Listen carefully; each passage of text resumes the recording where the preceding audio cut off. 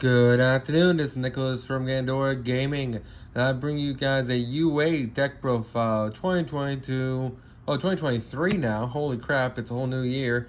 Deck profile. Now, this deck isn't perfect, and honestly, it needs a lot to be competitive, but UA has always had one of the coolest summoning mechanics of all time. So if you don't know UA, their whole gimmick is that when a UA monster's on the field, they return themselves back to hand and summon another one. And that's really the whole gimmick of the deck. And they got some really cool cards in the last couple years, but none of them have ever made the meta. But hopefully Konami can give us a new fusion card, and that would actually break this deck in two. So I'll explain my reasonings for the fusion card when we get down to the level 4s. But I think fusion mechanic would be perfect for this archetype. It would just go from there. So first things first, we play 3 UA player manager. This guy is a warrior. Fantastic monster right here. Basically has 2 broken effects. All the big guys have the effect where basically you can return a UA to special summon him. And his effect is when this card is no more special summon, a UA monster except during the damage step, you can special summon this card from your hand except and activate one of these effects. So basically what he's saying is when a UA is summoned, he can summon himself and then activate one of his effects. Either target one card on the field, destroy it, or negate the effects of all face-up monsters on the opponent's field until the end of the turn except UA monsters. So basically, he's the original Dark Ruler no more, which is fantastic and is a must-have 3 of in the deck. Really, really great monster and great negation. We're also playing 2 Perfect Days. I considered him bumping up to 3. I really don't like Ultimate Mighty Slugger, but he's still great as a 2 of. So basically, you can special summon this card from your hand by returning a UA monster. And then you can only special summon Perfect Day once per turn this way. And then once per turn during your opponent's turn, when a card effect is activated, discard 1 card, negate the activation if you do destroy it. This is a quick effect. So he is a negate destroy, which is fantastic. The only issue is that you do have to discard 1 card. But we do play cards like Penalty Box, which does want to be discarded. So it isn't the worst thing in the world. So it's not a bad card in general. Personally, I probably want 3 of him. I only have 2 in my build. But 2 or 3 is just fine. We're also playing 2 Mighty Slugger. Now, this is debatable. I'll probably cut one of the Mighty Sluggers for the 3rd Perfect Case. But basically, when this card is special summoned by returning a UA monster, it just, when it battles, your opponent can't activate cards in response. He's a 2300, level 5 Earth Warrior. That's really all he is. This definitely should be the next Perfect Ace, and we just have 2 Mighty Slugger as a result. And then we also play 1 UA Dredge Dunker. Now, Dreadnought Dunker is our OTK ability. Him plus the equip spell makes him like over 8,000. So he just helps you push for game. Basically, you can special summon him by returning 1 UA monster you control from the hand. And then, basically, once a turn, if this card attacks the defense position monster and inflict piercing damage to the opponent's monster. And then if this card inflicts damage, battle damage to your opponent, then target 1 card of the field and destroy it. So not only does he target 1 card destroys when he kills something, but he does piercing. So this guy with the equip spell makes him gigantic, and he definitely helps you push for game. And for our last big UA, we're also playing UA Blockbacker. You can special summon this card from your hand by returning a UA. And he has an effect where basically once per turn, when your opponent special summons a monster, you can change their battle position if you do negate its effects. Basically, he's a quick effect negate, which is also really, really good. Another card you might want to consider playing 2 of is him, instead of playing the 2 of him. But that's just my opinion. Now, here's the reason why I think we need a fusion for this archetype, which is weird because a lot of archetypes has been randomly getting fusions when I don't think they need them. Well, this archetype definitely needs a fusion for 1 card in particular. We're playing 3 Libromancers, as you know, for Libros. Basically, just a fan. Oh, they're in the wrong order. My bad. Libromancer, there he is. Basically, he's a really, really cool flex card where basically you can special summon this card from your hand by returning 1 UA monster. They all have that effect. And then you can only special summon 1 UAs for the rest of the turn. You can shuffle 1 level 5 or higher UA monster from your hand into the deck. And if you do, special summon 1 UA monster with a different name and return this card to the hand. So basically, he cheats out UAs from deck, which is insanely great for the archetype. And all it costs was a card in hand that's a brick. So overall, a fantastic card and must have 3 on the deck. We're also playing 3 UA Midfielder. Midfielder is also a fantastic card where this card says you can special summon this card right hand by returning a UA monster control. Except Midfielder. You only use each effect once a turn. You target 1 UA monster control, return face up to the hand. Special summon 1 UA from your hand with a different name than that monster. You only use that effect once a turn. Here's the number 3 of. Now, I really want a Libromancer fusion. And I know that sounds weird because Libromancer is an actual archetype, but Libro Spiker If we get a fusion monster that lists Libro Spiker as a fusion material, you know how insanely good that would be? We can play fusion deployment in this deck. One of the biggest issues of UA is getting the monsters onto the field, the big guys. Because if you don't open one of the little dudes, which there's only 2 in the entire archetype, that's why we're maxing out on these guys, then you're just bricking. None of these guys can summon themselves unless you have a UA already on field. So to get the deck going, you had to start off with one of your little ones and then get yourself to the bigger ones. Or at least get some way to get one of the bigger ones onto the field. Which we are playing a couple ways to get the bigger ones onto the field, but we'll get into that in a second.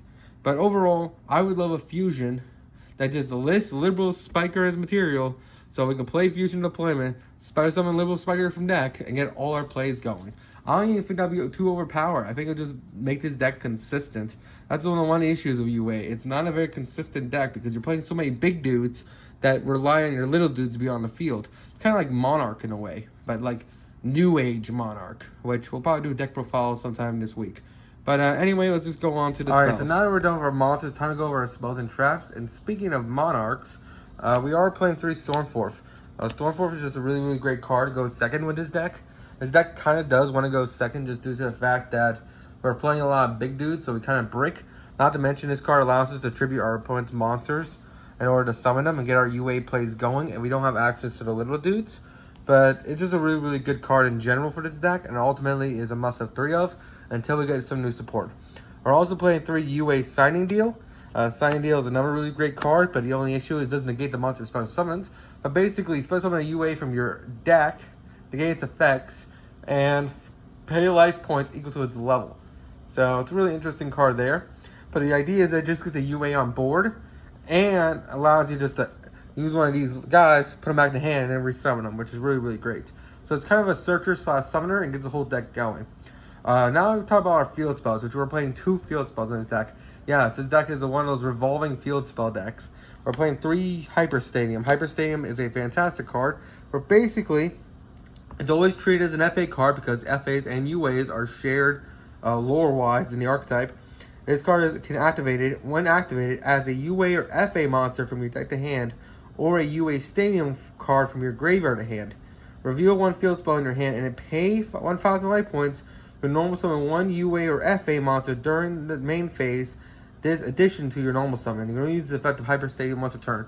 So it gives you 2 summons, not to mention on activation searches a UA or FA monster. And I'm getting the UAs and the FAs mixed up. But basically in both archetypes, a field spell searcher is always fantastic, so it's a must-have 3 of in the deck. We're also playing 3 UA Stadium. This is the original field spell, and it's still really, really fantastic. Where UA monsters, basically normal summon on your side of the field, you can add 1 UA monster from your deck to hand.